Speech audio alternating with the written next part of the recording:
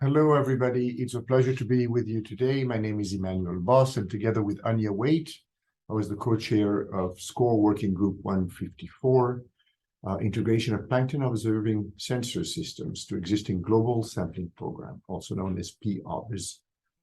Some history: the group was established in the summer of 2017. It first met in Ocean Sciences 2018 in Portland. It was inspired from discussion at the Global Ocean Observing System, GOOS, a workshop on implementation of multidisciplinary sustained ocean observations. So our term of reference had six categories. We had to identify current technologies to measure plankton, provide the necessary detail on how they could be integrated into existing sensing programs, document potential applications, identify synergies with other programs that exist, identify technological limitation or gaps that exist and that should be addressed, and also increase an awareness in the community for what could be done. So here is what we've done. First, we've identified six broad categories of measurement that could be applied to both the GoShip global program of ocean-going vessels and ocean sites, which is the mooring equivalent, international coordination group.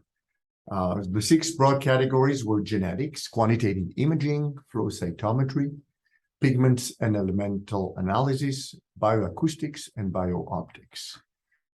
There were three collection methods mentioned for BioGoShip and a fourth one for Oceanside, which were hull-mounted, CTD rosette, flow-through systems, automated samplers, which is the last one is for Oceanside in particular, and also different water sources, whether they're water samples that are taken and then analyzed on shore, or automated sensors that continuously measure these. And those could be done in both programs during, for example, deployment and recovery of moorings and through flow-through systems and water collection with CTD rosette for the GoShip program. In terms of publication activities from our group, we started early with publication in the LNO bulletin, basically identifying ASLA bulletin, not LNO.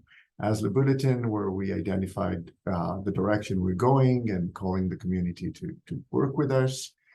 This was followed by publication through Ocean Best Practices of the GoShip report, on which many people from the community helped us. And this one addressed objective 1 through 3 and 6. And as a result of this activity, a group of early career scientists has been selected that went back to 2020 in the US to begin BioGoShip activities on US GoShip cruisers. They have started to sail, funded by NOAA, and I really hope that similar activities are and will take place around the world. In addition, two publications have come up in Frontiers in Marine Science. The first one, which was part of OceanObs 19, headed by Fabien Lombard, really addressed the gaps we have and how to go about an implementation plan for measurements of plankton on a variety of programs. While the second publication in Frontiers that came out this summer in August was about recommendations for plankton measurement on ocean sites mooring, and this one again also addressed objective 1 through 3 and objective 6. So all our objectives have been covered. In addition, in August 2022, we ran a workshop specifically to train people on installing flow-through system measuring biooptical data. It was funded by NSF as a broader impact activity. We had 17 participants, 5 of which were from international institutions around the world, 2 from developing countries, and their travel covered by SCORE. So a few final notes. First, a giant shout to Patricia Miloslavic. Without her constant guidance and support, I would not be here today talking to you. We got also significant help from outside our working group, without which the output would have been less pertinent and less useful. And as you probably heard from other group, COVID was a major source for delays and frustration. And I'm very happy, as probably you and others, that it's all behind us. Thank you very much for giving me this opportunity.